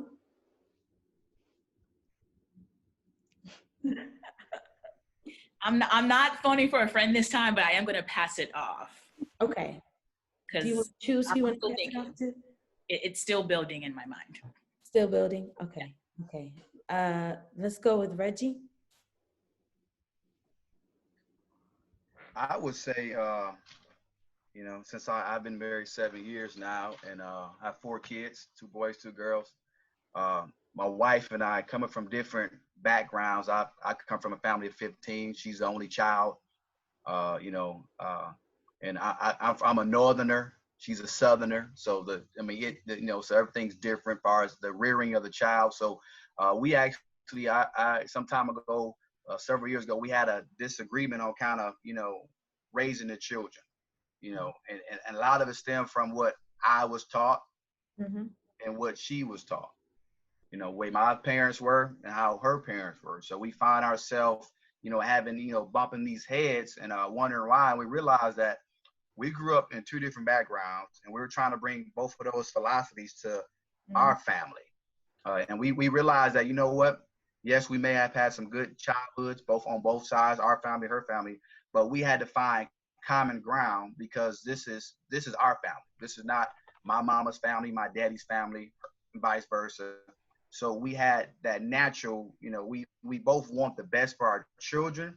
We both got the idea of how to get the best for our children, but we had to understand how we had to converge those thought process to where we wasn't warring with one another. So I'm definitely hearing background, upbringing in there. We got North versus South. We have a big family versus a smaller family. I'm from up north as well, so I've been having some interesting experiences down here. Neither here nor there. So kind of identifying, some of the causes of the different views, right? So upbringing. How did you all, or how do we reach the solution? What are some solutions that could be explored with your specific personal experience, Reggie? You got to talk about it. Talk and understand, find out the why, why, everybody have a reason behind what they do. I think communication, getting an understanding, and then realizing that, look, we don't have to live up to that tradition. Right. We don't have to do it that way. That's not the only way. That, is not the best way. That was the way they did it. So just getting an understanding of each other, expressing our concerns and our thoughts, and then reaching a common ground. I like what you said there, Reggie, about it's not all about who's right and who's wrong. It's more so understanding the why, taking that why and internalizing as, an opportunity to look at something from a different perspective. And I think all too many times we're so gung-ho on being right that we forget to say, this perspective could work as well. How do we mend these perspectives? Which brings us to our next question, the community. And Stacey, I'm going to ask you, how or what does divisiveness look like in the community? When I say community, the role outside of the body. Oh, I know it's a long question. No, actually, I have no problem with the question. The thing is, because one of the things when the topic came across to me as far as what we're going to talk about, I really wanted to share. I've been through 2 church splits, and I have a lot of experience as far as what happens during, what happens before, what happens during, and then what happens after. And I just want to know if I can share that. And I know that's not with the question, so I was going to wait until there was a question that was leading to that, just so that I can just share that.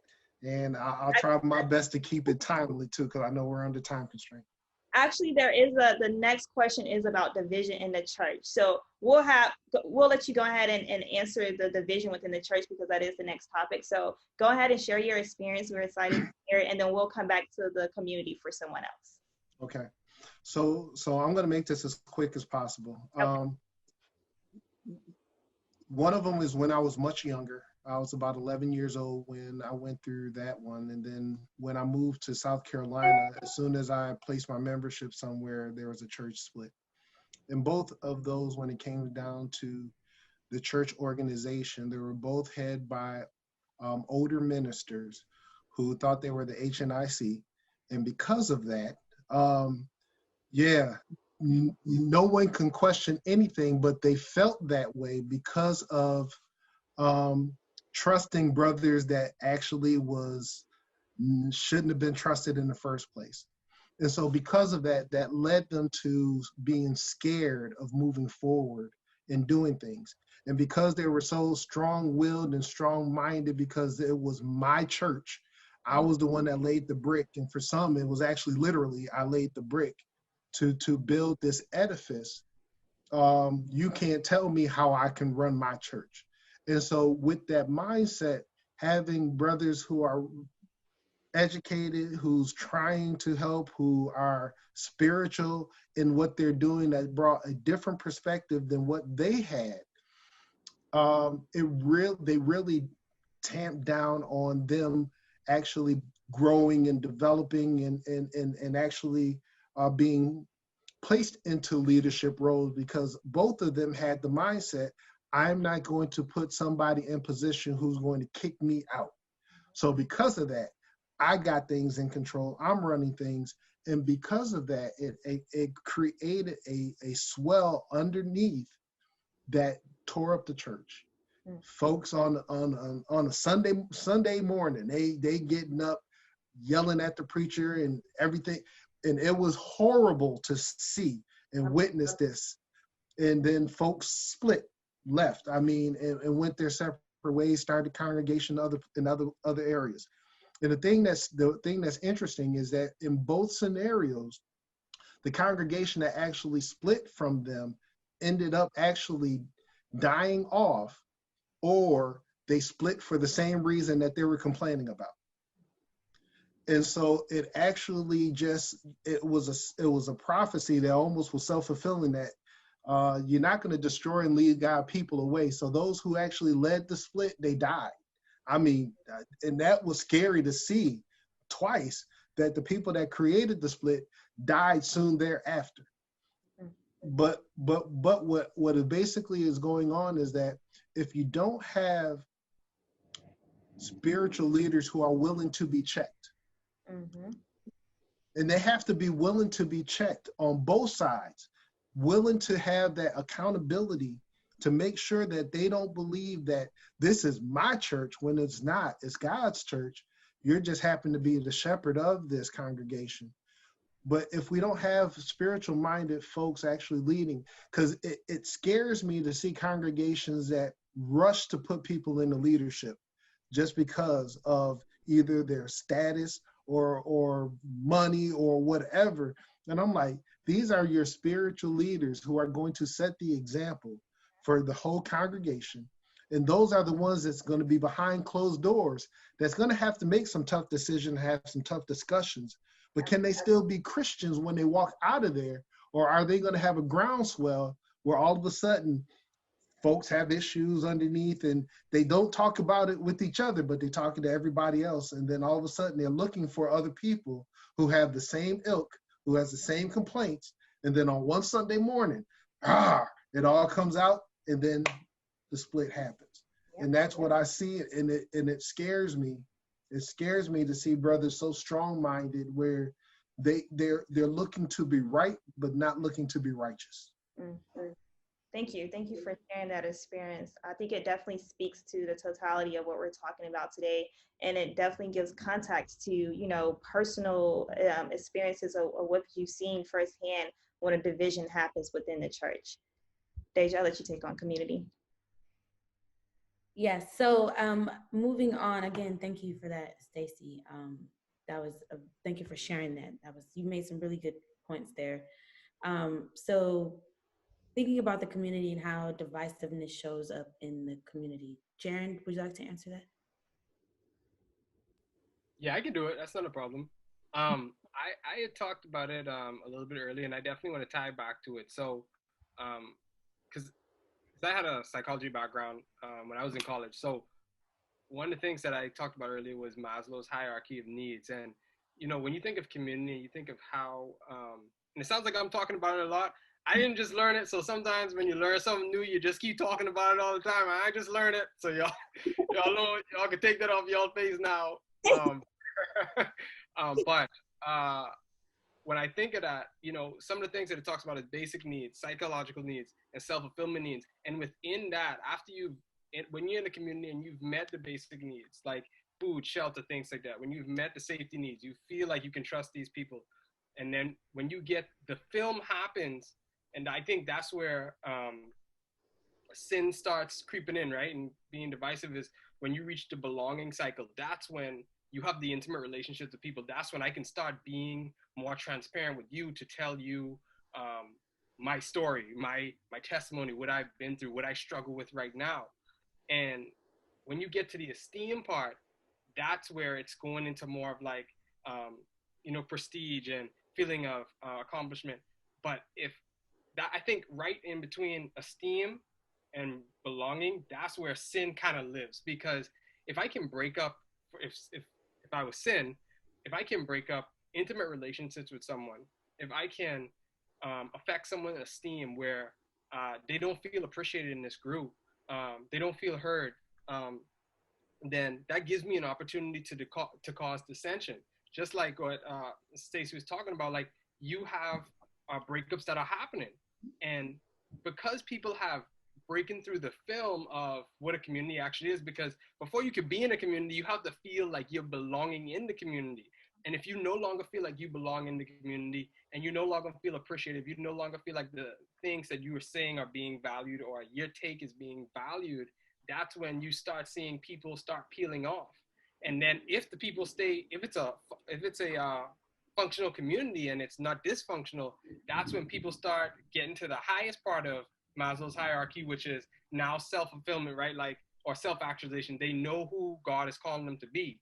But what I see, or what I've had seen from my personal experiences, when I've been kind of like in a church, you see separation happens because of unmet expectations, because of boundaries, because of people having intimate relationships that was either used against them or things that was said that shouldn't have been said. And now esteem is affected. Now my whole personhood in this community is also affected. So when you think of like an actual community and how it operates, when I guess sin is decisive when you start doing things that is not the culture of the actual community. And I think that's, if I can say all that, that's why it's so important to make sure that you actually have a culture in place that says what we do and what we don't do. Because if you don't have the boundaries, that's when sin can say, all right, they ain't got no boundaries. So I'm about to just do this, that, and the third. And if we don't create the boundaries that we need, then we're going to see the division that we don't want. Absolutely. Absolutely. Thank you for that, Jaren. So I definitely heard, you know, Reggie was talking about upbringing and how that plays a factor into division. And Stacey talked about, you know, when you have people who are so set in their ways or so set in their thoughts and their perspectives that they are unwilling to be checked. You have, you know, Jaren talking about boundaries and you know, what that looks like. So all of these play a part into division. Tagara, did you have your hand up? I didn't want to miss you. Yeah, I just wanted to like echo what everybody had been saying as far as like upbringing and like division on a macro scale. When I think about it, it's like, okay, I was raised in a certain environment, and a lot of times geographically where you live impacts like what religion you are and your cultural, your belief system, and just like not like if you're coming to the conversation and you already have a mindset that I'm right, I know everything, and versus listening to somebody, you're saying, oh, I'm just pausing so that it can be my turn to speak so I can tell you why you're wrong. just listening to people, because we're all humans and we all have the capability of thinking critically about things. So like I identify as Christian, obviously, and I have my certain experiences and research and what I've learned that has led me to become a Christian. But it would be kind of narcissistic of me to think that other people haven't had certain learning, research, and experiences that have led them to whatever belief system that they have. So just like not being so high-minded and rigid in your thinking that you can't, and that's not to say, you don't want to be swayed by every wind of teaching, but just being able to be receptive and meet people where they are, because you can't really, like we talked about in Bible study at one point, you can't build a bridge to somebody if you don't know where they are, and you got to be relatable and non-judgmental. And you can learn things from other people as well. Like different practices have different things that I would like to take. Like how Muslims, they don't eat certain things. Of course, Christianity, we're more liberal and you can eat, what you want. But when you realize, like even as a Christian, okay, your body is a temple, you would still, not eat things or treat your temple a certain way. Like you can adopt things from other people and learn things from other people as well. Thank you for that, Tagara. I think that's really important. And I think the point that this exercise really brings out is that we're able to recognize division. We're able to recognize the behaviors and the characteristics that lead to divisiveness. And we're also able, if we're able to recognize the issues, the division issues, then we also can help provide solutions and to, able to guide the body in a way where we can prevent so much division amongst us. Which brings us to our next point for this evening, unity.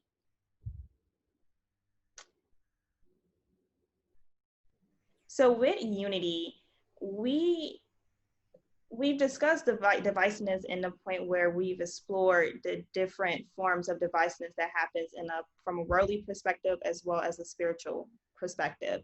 But now we're going to look at unity in a more detailed way, and which allows us to explore what Stacy said, love, and how love is the center of everything we do, is the greatest commandment of God. And if we can lean on love a little bit more, we can be more unified as a body. For sure. So before we get started with that, I think we can all agree that we do have these resources for unity, right? If we just look at who we are as individuals and all the things that make us different and unique, these things can be used to fuel this unification that is so vital to who we are as Christians and just humans in general. So as Paul describes in Philippians 2:1-2, if you have any encouragement from being united with Christ, if any comfort from his love, if any fellowship with the Spirit, if any tenderness and compassion, make my joy complete by being of the same mind, maintaining the same love, united in spirit, intent on one purpose. So I think, again, we have the resources to make all of this possible. So moving into our next activity. So we are going to talk about what love is using the formula words that we found in Philippians. And then we're going to have a different panelist reply with a solution. So for example, love is forgiven. And if David would provide a solution. One way that we can be more forgiving is to be more compassionate and ask questions. Yes. So that's we just modeled a little bit how the activity would go, just trying to get us to think about these words that Paul used in Philippians. So again, I'm just going to read the words out so you can have them in the back of your mind. So he mentions love, he mentions being united in spirit, he mentions purpose, and he also mentions being of the same mind, having, universal mindset. So Andre, let's start with love. So you will finish the statement, love is, and I'll call on another panelist and have them finish the statement. And for sake of time, try to keep your responses to a few words if possible. You said so. Just love. Love What is. love is patient in the way that we deal with people on a daily basis. Because we all need patience. We all need that ability to sit there with someone through tough times. So, and Holly, when we think about how we can connect, with people in the community, Andre mentions that love is patient. What are some ways that we can be more patient? I know this was said before, but meeting individuals where they are in their walk, in their life altogether. Everyone has like a different timeline that they're on. So having that in the back of your mind when you're speaking to individuals, they may not be ready to hear certain things. So repeating your stance and not being overbearing, but letting them know when they're ready, they can come back. I think that's kind of what I'm trying to say there. Yeah, definitely. I like when you mentioned meeting people where they are. I think that is extremely important. That's something that we definitely have been talking about. So thank you for that. And thank you, Andre, as well. So Tagara, the next word is purpose. So we're gonna finish this statement. Purpose looks like. Purpose looks like being intentional with your actions and having love as the mindset for your actions, thinking about why you're doing what you're doing so that you can do it with the right mindset and in turn be doing the right thing because your knowledge will educate your feelings and your actions. Thank you. So I heard intentionality in there, being intentional. So Reggie, what are some ways that we can be more intentional?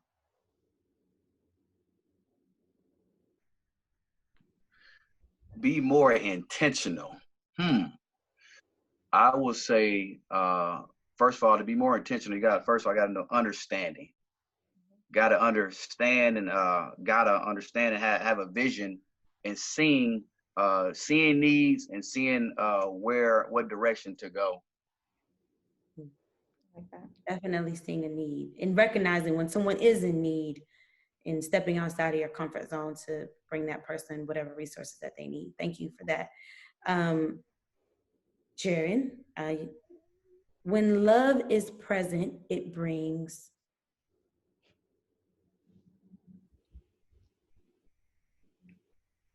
When love is present, it brings transcendence.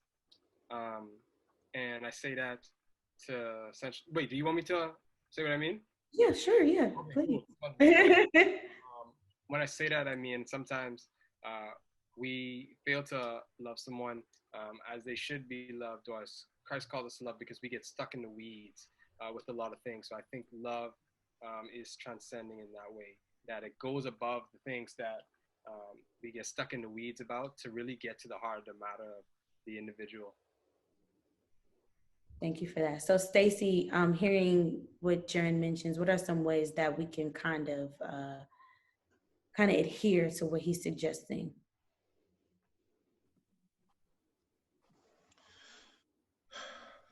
So just go back and as far as what was the statement again?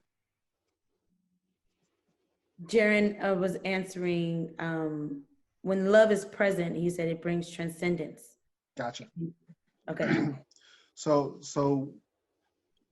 the way that to me that love can actually be transcended is actually being comfortable with your flaws and being willing to share your flaws, because for some reason when someone new to the church, when they come in, they think that everybody already got it together, that we already aced this and we already have our ticket punched. But when we actually bring it down to the real, that Christianity is about broken vessels that's just trying to do the best that they can with their brokenness so that God can get the glory. if we are able to show that we can transcend from just being just a country club and actually converting and healing folks so that they can make heaven their home. Thank you for that. So let's see. Andre, a united body looks like.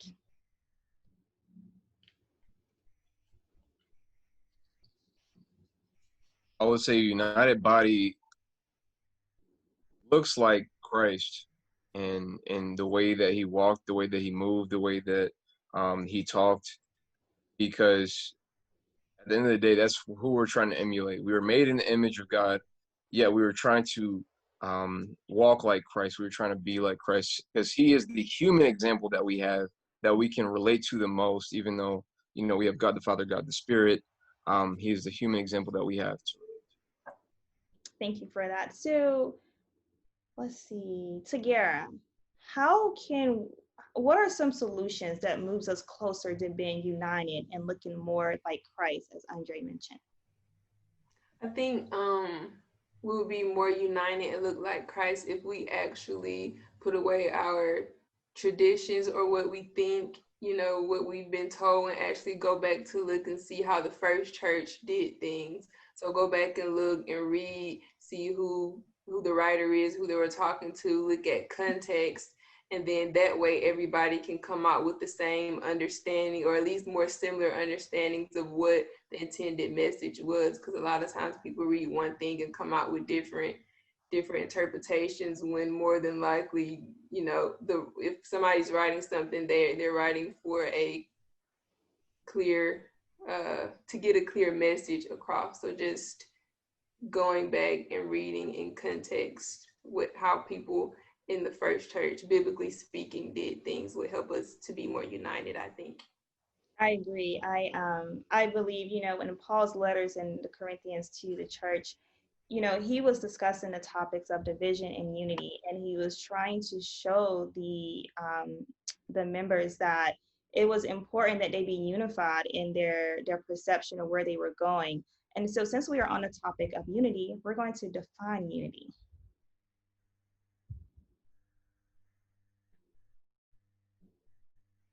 Okay, there we go. So one of the things that was interesting that I heard, a monument is a structure that does not move or has any intention of moving. Whereas a movement is an action word that requires moving action. So I'm going to give everyone about 30 seconds to explain how we can become more of a united movement as a body throughout the community, instead of just this monument that just stands still. And even though we look nice and we have everything together and it's something to marvel at, but we want to be intentional, and as we all mentioned, about moving for the purpose of Christ. So I'm just going to go in how I see you all in order on my screen. So 30 seconds, explain how we can become more of a united movement as a body throughout the community, instead of just a monument. And I think this will be the last activity we have. So Holly, you are first. You're in my top left corner. That DA alphabetical order deal. I think as a church, we could be about the walk and not just about the talk. So people have a perception of churchgoers, have a perception of COC. You know, you guys never get into the community. You don't get into certain political stances. We can, you know, start small. Get out and meet the people around us. You know, volunteer for the community. Just be more about the action, like you said, instead of just the talk and the symbol of Christ, but be involved. I like that. Yeah, I do. Thank you, Holly. Start small. Thank you. Tagara. I would say just like I was saying before, revisit the Bible and what look at what was important to first Christians and Jesus and things that they were doing. faith without works is dead. So not being like a passive Christian, actually doing things and not only having faith, and then those things that you're doing, keeping love, you know, as your mindset, doing whatever you're doing in love. Thank you. Stacy is next. Actually, this coronavirus has helped really bring the church back to what it's supposed to be, because too many of us have become keepers of the aquarium and not fishers of men. So we needed to get out of the building and stop letting the building be the church, and realize that we are the church and it is our responsibility to save souls. So we need to live like it, and we need to be purposeful in going out and actually talking about the good news. Absolutely. Absolutely. Thank you, Stacy. Jaren. Andre had said this a little bit earlier, but in order for us to be a united front, united movement, I think we need to have a commonality in our vision. What it is that we want to do, where it is that we want to go, and how it is that we want to serve, and actually knowing what the actual need and the actual want is. I think sometimes when we don't know those things and we assume that those things are what they appear to be and they may not be what they appear to be, I think that's where we can miss the mark as well too. So when we want to be unified, I think I heard a statement that said, you want to prepare for a situation that doesn't happen, so that you're unprepared for one that does, or the other way around. But I always mess it up. But it's always being ready for a situation that may not happen. So I think having those conversations and being in a way where you all have the same vision, all have the same likelihood, and also know that conflict will happen. So how do we deal with conflict when it does happen? So not shying away from it and preparing for that, so that you can continue to propel yourself moving forward. Thank you. Andre is next, then we will end with Reggie. Okay, when it comes to any great movement, there's three aspects that we have to understand when going to it. And that's what, when, what, why, and when. The what is taking the initiative, whether it's through having those conversations with people in the community, or just acting and communing with people in the community and within the church amongst ourselves. The next thing we have is why, and it's all because of Christ. So we're all trying to get to heaven. We're trying to lead people to heaven. It's not really, we're having this scarcity mindset about we're keeping heaven sacred only for ourselves. We're trying to make sure that as many people can get there as possible. So it is our duty to take the initiative to share it to other people, and preach amongst the world to every creature. And then when is the perfect time is now, because I think a lot of times when we get our budget together, whenever we get our leadership change, whenever, like, look, it ain't ever gonna be no perfect time. Like, we need it to happen now. Like, just like we need justice to happen now, we need the church to be the church now, and to love now, because God, when Jesus comes back to get us and to bring us back home, there's not going to be any more time to contemplate these things. It's our work that we had to work on. We had this time now, so let's not wait until the second coming. Thank you. And I will say, just like the older preachers always say, you got to get off the pews. We got to get out the pews and out of the building. The people are the church. We got to take the church to the community. Church needs to get more involved in the community, be represented more in the community, serve the community as part of the church. Early church, we got to serve the community. We got to be lights in this world, and we got to be bold for Christ. We got to share the gospel, whether it's on Instagram or Facebook or Twitter or whatever platform it is. We have to share the gospel. We got to share it with gladness. One thing about good news, if you got a good news about a new car you got, or a house you got, or a job you got, you're going to put it all on Instagram, Snapchat. People need to have that same enthusiasm for the gospel. Be excited about the gospel. Tell other people about heaven and how they can make it their home. Thank you for that, Reggie. So, and what I like to say, keep that same energy. We need to keep that same energy for Christ. I've heard, having, finding that common ground, as Jaren was saying, when it comes to vision, starting small, not procrastinating, being intentional, all of these things that I heard, and I appreciate you all and definitely sharing your thoughts on that. Yes. So as Deja said, we are so grateful that you guys shared your responses on unity. And here at Bold, we believe unity is the center of true love, one person to another. The Bible is clear on how we should show love in the form of unity. We see divisiveness play a huge role in the community around us, in the world, on the news every day, on our social media platforms, and holding the body back instead of moving us forward.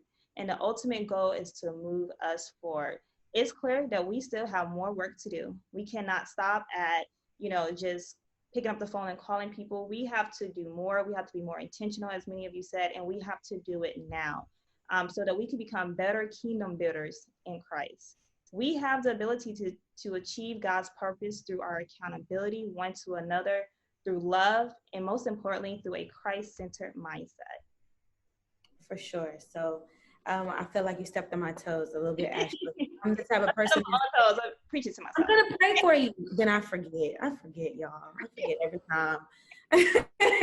Not every time, but most of the time. But anyway, thank you, Ashley, for that. So just keeping all those things in mind, we have reached the end of our panel discussion. So I want to say thank you to Holly, Tagara, Stacy, Jaren, Reggie, Andre for your time and allowing us to create a space where we can share our thoughts and really explore the depths of, division and unity and what that looks like now. I definitely think that there's blessing in this quarantine, that we were all able to come together and keep that same energy for Christ in different ways. So again, I just want to say thank you to all. We are building our leadership differently. We are bold.